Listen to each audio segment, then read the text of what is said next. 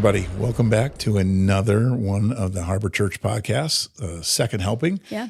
Chance to just talk and kind of break apart what it is that we've been learning and go a little bit deeper. So if you're listening, running on the treadmill, driving to work, hanging out in your living room, whatever you're doing, welcome. We're glad you're here. I'm with my good pal, Katie Rose. We back. How we doing? Never better. I've probably been better, but I'm good. Yeah, it's cold and flu season right now. It's chilly. It's yucky. Yeah, that's why I wasn't here a few weeks ago. I was busy having a fever. Everybody is sick. My kids are at home from school today with fevers, just sick. It's gross. Tough timing. Yeah, so like maybe we can talk about something that's like uplifting. Yeah, let's find some joy while you're blowing your nose. Yes. I'm excited. I'm excited for all the people who are like, I'm sick at home and I'm listening to a podcast about people who are sick. This is perfect. Lean into it. I actually wanted to ask you, so for our listeners, whether you were there or not, whether you know it or not, we had our first ever marriage conference this past weekend, hosted by Harbor.Church. It was awesome. I was there despite not being married. I was there. You emceed and you crushed it. I'm just going to give you props on that. You did a really good job.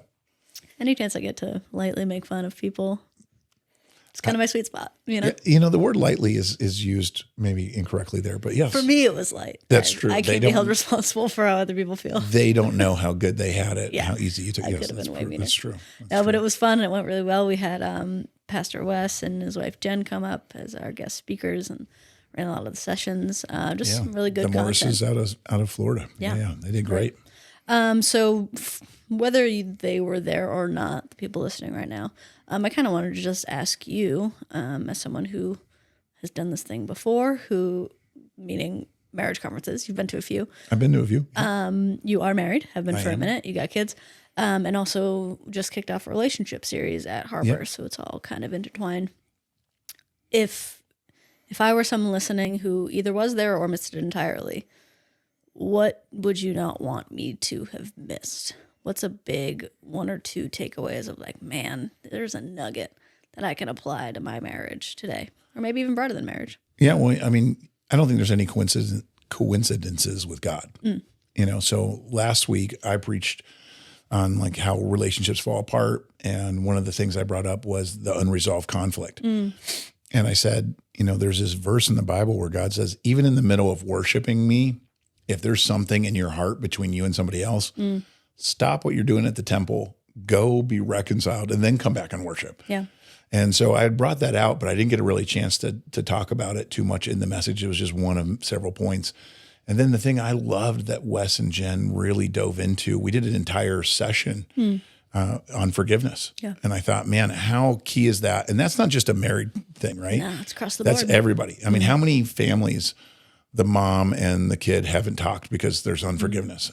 Cousins, friends, siblings, brothers and sisters. Torn apart. Not even talking to each other. Just the unforgiveness that's in relationships and how Satan uses that to kill so much unity. I mean, we're called to forgive. God says, forgive others as I've forgiven you. Yeah. Part of the Lord's Prayer is forgive us our trespasses as we forgive those who've trespassed against us. Yeah. I mean, this idea of forgiveness is so prevalent throughout the Bible. It shouldn't be a surprise that Satan uses our lack of wanting to forgive people, to let people off the hook. That inability to do that, or unwillingness to do that, is probably the better word.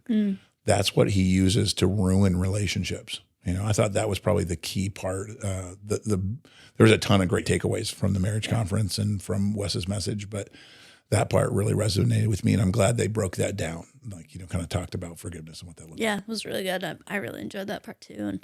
And I mean, I see it in myself. I think we all like to think of ourselves as forgiving people and assume that it's easy to let go of things, especially with the people that we love most. Yeah.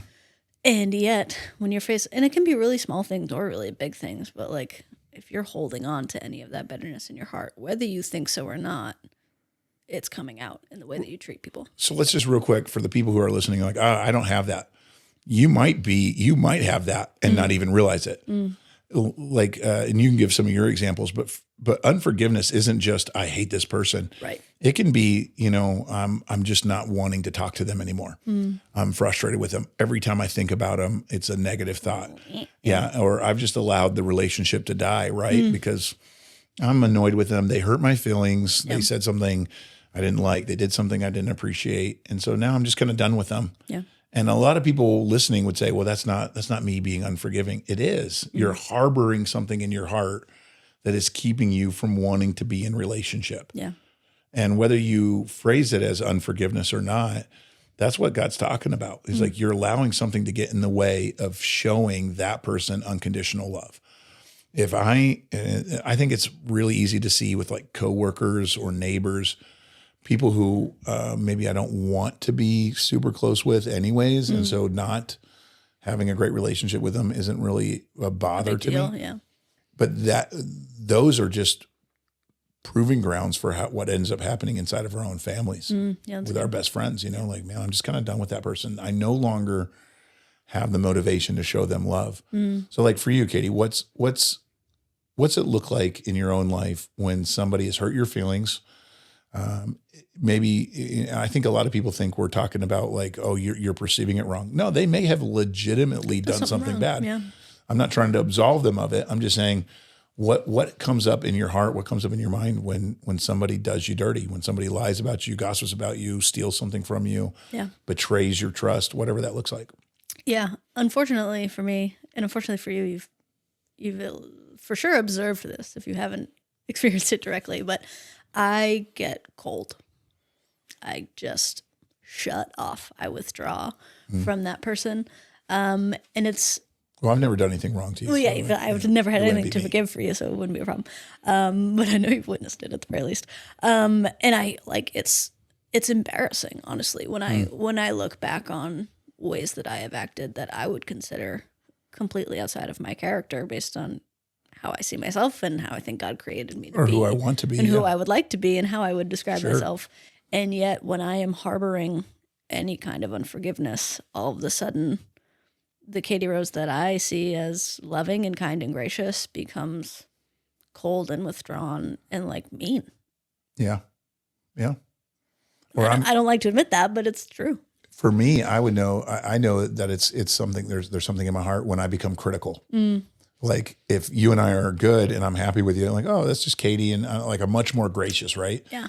Much more patient with your mom, your dad, your son or daughter, your friends, whoever.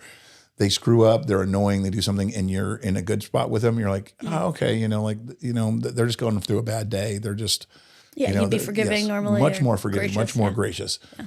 But when you're harboring something in your heart, when you're in a season of unforgiveness, now all of a sudden the littlest thing where you would say I become cold, I would say I become critical. Like, oh, that's this. And I think Wes hit on it in one of the things he said. I start to ascribe to their character the thing that I'm frustrated with. I'm mad at you and you don't do something. I'm like, it's because Katie. That's just how Katie is. Katie's. Yeah, it's not just a thing you did. It's who you are. Yes, you are now perpetually late. You are a procrastinator. You are a bad person. You're a liar. You're a whatever. There's unforgiveness in your heart when you start to ascribe to people the characteristic of the mistake they've made. Right. They are that. Well, you know what? Maybe they're not. They're not a horrible cheater. Maybe they didn't, deal you all the cards that you thought you should have when you were playing Skippo or whatever the freaking stupid fight you're having. Skippo. I don't know. This is the first game that came to my mind. Like, oh, they missed paying you a couple $100 in Monopoly, whatever. Yeah. And you're like, oh, that's it. It's because they're a cheater. Yeah. Can't be trusted. Yeah. Was it an honest mistake? Could they have done better? Who knows? But what we do is we become that person. I see this a lot with husbands and wives. Like, oh, he's lazy. Oh, she's manipulative. And they're ascribing to their character a mistake that they've made, and they've just now lumped them in as the whole thing. And I just see that unforgiveness cycle occurring more and more and more. And it causes you to give up on people.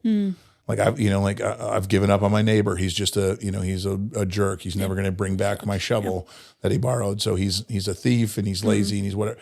Okay. Is that really true? Or have you just allowed resentment to build up? Yeah. And now you're ascribing all of these negative characteristics. Yeah, that's good. And I know I've seen it in my life, and there's actual science behind it. It leads to that confirmation bias. Yes. But once you've decided to see somebody a certain way, that's all you see. Everything suddenly falls into that category, whether it's true or not. Oh, heck yeah. If you're listening and you're in a marriage this is so common. I saw it. I remember it. It's been a while since I lived with my siblings as a kid. I've been out of school for a while. Yeah, you're old. We know. That's not what I meant, but fine. It's true. But like, I do live with Kaylee, my wife. I mean, you have a roommate, so I mean, you don't have to be married to see this, but to that point, that confirmation bias, right? Once I don't forgive you and I harbor it, it then becomes a tainted glass that I look through and see everything you do. And now you annoy me. And some of you, I mean, I remember having roommates before I got married. Man, once it turns sour, it is so hard to get back to just be around them because you're just so mad at everything they do and you're so annoyed by them. That's what when you watch these shows like Survivor or like any of those shows that take strangers and like make them, make them live together, and they're around Real them. world. Yes, you can see when they're done. They're just done. They're like, I hate this person. Sucks. Yeah, and it's not that the person's horrible. It's just that they've reached their max of being able to overlook something. Yeah. And when you can no longer overlook an offense, and God says it's an honor to be able to overlook an offense, but when you can no longer overlook an offense, all you're left with is bitterness. Yeah. And you just start to resent them. And I think if people were honest, the people who are listening to this podcast, we just described some of their relationships. Yeah, unfortunately. I haven't talked to that cousin, that uncle, that family member, that person forever. Why? Because I've become bitter. I've become frustrated. And now all I see is the liar, the cheater, the manipulator, the whatever, fill in the blank, that I've now ascribed them to be. And I think if we're going to talk about it, Katie, I think we have to bring it back to a biblical perspective.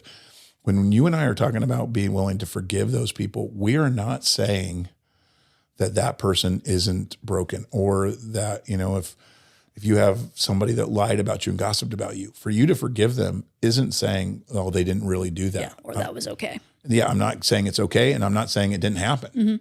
Like you can forgive somebody and it still be 100% true that they did it and it be completely accurate that what they did was wrong. Yeah. And why is it, do you think, that people struggle with forgiveness? Because they're like, oh, I can't forgive them. What they did was so bad, so wrong. Yeah, forgiveness doesn't mean that they didn't do that. Like, why is that such a misconcept? I think we think that, or we wrongly try to take justice out of God's hands and take it on ourselves. I don't know any Irish people that do that. Not me. I've never held a grudge in my whole life. No.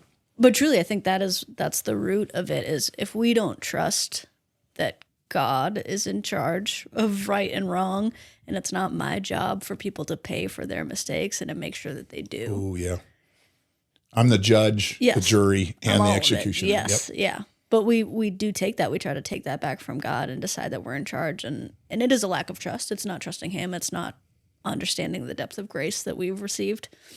But that's when we fall into, well, I have to make sure they know how bad the thing they did was, or how much they hurt me, or that they pay for it, or they feel my cold shoulder, or their bitterness, or whatever. And we take on that mantle that rightly belongs to God. And suddenly, we're in charge of their well-being, and we decide it should be bad. Right. And it's that old adage of you need your pound of flesh. It's like, you hurt me. I have to make sure that the pain you caused me is similar to the pain that you have to experience in order to get payback, in order to get absolution. Like, okay, you can't have my forgiveness until you've suffered the way you made me suffer. Yeah. And that, like, nobody wants to say that out loud, but like, let's admit it. That's where it's at, man. Doing. This person hurt me. This person took somebody from me or did something to me, and now I just need them to hurt the way I hurt, and that will make me feel better. One, it doesn't work that way. You don't feel better. Vengeance doesn't make everything better. You ultimately just feel more sad. Yeah, and you're never satisfied. Yeah, you're not. It's like, man, if something was taken, if something was hurt, and you got any kind of revenge, there's not a healing to that. You're still left broken. Now you're just looking, now where do I put my anger? Where do I put my sadness? Right. What God tells us to do is man, be willing to open-handedly forgive. Not make that person earn it. We can't earn God's forgiveness, so we shouldn't make other people earn ours. It's not forgiveness when you make them jump through hoops. So I'm just going to say that again for all of the people out there hearing this going, yeah, I'll forgive him. I'll forgive her. When they ABC. Yep. That is not forgiveness. That's retribution. That's, payback. That's, like, I've got to have something done. No. Real forgiveness is saying, you are absolved of this. I'm no longer holding you guilty for this. Even if you are 100% guilty of it, I'm not holding it against you anymore. Yeah. Like, it's forgiven. What I think some people screw up is like, well, if I forgive him, if I forgive her, they're going to get away with it. Right. Right. Like God tells me to forgive them, but what they did was so evil. Okay. Well, forgiving them isn't giving them a pass on the consequences. It's just saying you are not going to execute the consequences. Right. God's already designed a world where you reap what you sow. And if somebody's a liar, somebody's a thief, if somebody's a gossip, if somebody's, doing those kind of things, you forgiving them doesn't mean that they don't have to answer for their sins. God is a just God, and people are going to have, there's consequences. There's sometimes collateral damage even from bad decisions. When I forgive you, I'm releasing myself from the bitterness that your pain has caused me. I'm not releasing you from the consequences of your action. I'm just saying I'm no longer going to try to. I'm not in charge. Yeah, exact justice. Yeah. And I think that's a struggle. I think people really they struggle with the balance between those two. Yeah, absolutely. But you're right and I know we've talked about this in various forms, but the freedom that's actually found in that when I can release the weight of justice.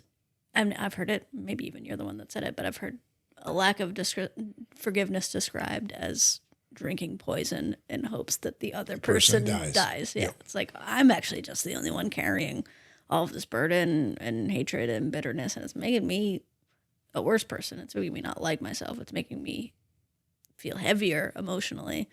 And they're probably just going about their business just fine. Yeah, the amount of people who are not thinking about you, and you're like, they're every day, they're just relishing how much they hurt me. They haven't thought about you in years. They've forgotten, But you have lived in the pain and then the regret or the shame or the frustration or whatever it is. Yeah. How much of a toll is that taking on your health and on your other relationships because you won't forgive somebody? Yeah. And a lot of people use the excuse of, oh, it's my ex-husband, my ex-wife, my ex-boyfriend, my ex-girlfriend. This person broke my heart. And I think that's one, there's a whole nother conversation that we should have on relationships on how easily we give our heart away when we shouldn't. Yeah. But not to beat people up over that right now. What do I do with somebody who I gave my heart to and then they stomped on it? Yeah. And so like that pain is there and we're going like, I can't just let go of it. And man, they must be, they must be just loving how much they hurt me. Well, there's a good chance they've moved on. Yeah. As much as you wish they were thinking about you, they're not. Yeah. But you're giving them more and more collateral, more and more damage, power in your life by refusing to forgive them. You're letting them stay chained to your heart and weigh you down. Yeah. So to end on a more hopeful note. Yeah, let's be positive about this. What does it look like? Like, I'm what are positive? This sucks. I'm positive that I'm bad at forgiving. I hate this. How do we start? Like if I sense in myself a lack of forgiveness or even that critical spirit, like what are some steps to take to bring that to God and find some actual healing? Yeah, I think just that that honesty of going to God. And by the way, you're not surprising God when you say, I'm mad at this person. And this person, man, I just want to punch him in the face. God's like, I know everything about you. I know your heart. I've been clocking that. Yes. Yeah. He's like, I'm fully aware of the hatred that's been built up. The Bible actually says, don't allow the root of bitterness to take place in your heart. Describing, and the verbiage there means that when it's planted in your heart, it grows and twists and it squeezes the good out of you. It becomes a growing cancer. Yeah. So acknowledging, and the Bible also talks about God as the physician, the great physician. So I like to look at forgiveness like going to a surgeon and asking for surgery to get something toxic out of me. Like it might be painful. Yeah. Like let's go. Like, hey, surgery is painful. That you got to cut into me. But what that's doing is you're not cutting me to hurt me. You're cutting to heal me. Yeah. And when God, the great physician, gets access to your life and you say, hey, I've got a growing cancer of bitterness in me. I've got a growing root of resentment that's in my heart towards, and then fill in the blank, just be honest, towards my dad, towards my mom, towards my boss, towards my ex-boyfriend, girlfriend, whatever. God, help me. And you begin to seek the great physician and you allow him, as much as it might hurt, you allow him to make some cuts where he's like, hey, this is pride here. This is anger. This is unhealthy. And he begins to show you things in you that you need to deal with. And, that's something you and I've talked about before. We can't worry about somebody who's not in the room. We're never going to fix them. Yep. So God, work in me. And then what God says is the more I'm reminded, me personally, of how much God has forgiven me and loved me, the more it should soften me to forgive and love others. Right. I can earn God's love. God is perfect and I am a royal dumpster fire. And yet he still willingly loves me and forgives me of so much of that crap. For me to then turn around, and Wes read this story from Matthew. Jesus tells the story of a king who forgives tons and tons of debt. Yeah. And then that guy turns around and chokes somebody who owes him $5. Yeah. The king's like, how do you clearly don't understand what just happened here. I have forgiven you so much. Yes. And I think that's, for me, I just have to remember, God, remind me of how much you've forgiven me. Yeah. And this person who has hurt me so bad, Katie, let me just close with this. I made that answer too long. Here's this, pray for him. When I can get to the point that I can pray for God to bless the person that I low grade hate. Yeah. Now I know, and I mean it, not like they're going to bless them. Or like I pray for their demise. Yes. Yeah. I pray, God, you strike them with lightning. Yeah. They get 5 flat tires. I want all 4 flat and I want their spare flat. Yeah. That's not what I'm talking about. But when you can start praying, God, take care of my ex-wife. Yeah. Lord, protect her today. Love them. God, my former boss, would you protect him and bless him today and let him see the love of Christ? When I can get to that point in my heart, now I know that I'm moving in the right direction. So I'm praying, God, remind me of your blessings in my life, cut out the bitterness that's in mine. And then I'm praying for that person, that person who hurt me. And when I can do that consistently, over time, that removes that bitterness. And I'm going back to the physician. I'm having it removed until it finally, I've gotten to the root seed of it and it's gone. And now I can run into that person or, see him on Facebook or whatever and be like, oh, cool. I hope they're doing good. Yeah. And what a nice feeling that is. Yes. Truly. To be free I don't of darkness. care. I want what's best for them. And the people who are hearing this and are not willing to do that, I would bet, Katie Rose, that's their pride and their pain saying, I have to hold on because this makes me feel better to resent this person than it would to trust God and forgive them. And that's now it's not a battle of right and wrong. We're talking about our faith versus our flesh. Yeah. Yeah. That's really good. And I think that final point and it might take time. Yep. It might not happen. It probably won't happen immediately. Chances are if there's something really rooted in there, you're going to have to keep going back to God with it. And it's taken me sometimes weeks, months, years to just, God, I don't want to feel like this anymore. Yep. Get this out of me. What's in the way? Why is this happening? It's good. It's really good. It's good. A lot of stuff for us to work on. Yeah. Hey, good to have you back. Man, good to be back. We're back at it. Guys, thanks for listening to the podcast, man. Send it to somebody that you think might be struggling with the same thing, right? Yeah, right. Every single one of us knows that we struggle with forgiveness and probably know somebody else who's struggling with forgiveness. Yeah. So Lots of room to grow. Man, I love you, Katie. If there's anything that you've done to me, I forgive you. Thanks, man. I'll think about it. I don't yet, but it's a long list that I just forgave you. So you should be blessed. Incredible. That I did that. All right, I love you. Later, guys. Later.